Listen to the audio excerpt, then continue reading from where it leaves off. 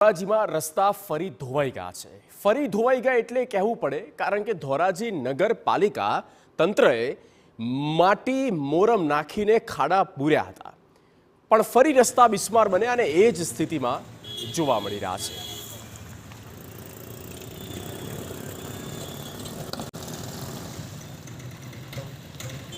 ધોરાજીના road રસ્તાની અત્યંત ખરાબ હાલત છે।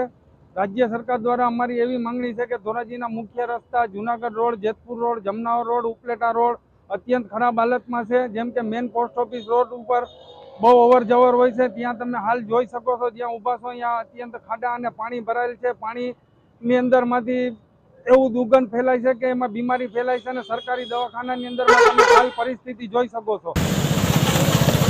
20-25 સેકન્ડમાં તો અહીંથી પસાર થનારા લોકોની સ્થિતિનો આખો ચિતાર સમજાઈ જાય, પણ આ દર્દ ધોરાજી નગરપાલિકાને કેમ નથી સમજાતું એ સવાલ છે। અને જે દેખાડાની કામગીરી કરી છે એની વાત જ ન પૂછો। પાલિકાના થીગડા માર કામના કારણે લોકો વધારે હેરાન થયા છે।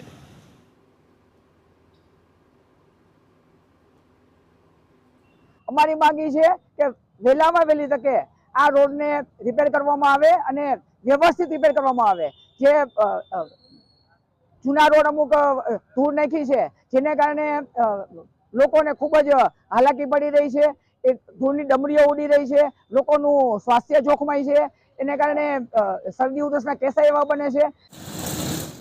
અને હવે લોકો તેમના ચૂંટાયેલા નેતાઓ પર સીધા આક્ષેપ કરી રહ્યા છે, કારણ કે વોટ માંગીને ચાલ્યા ગયેલા નેતા હવે સમસ્યાના સમાધાન માટે શોધે જડતા નથી।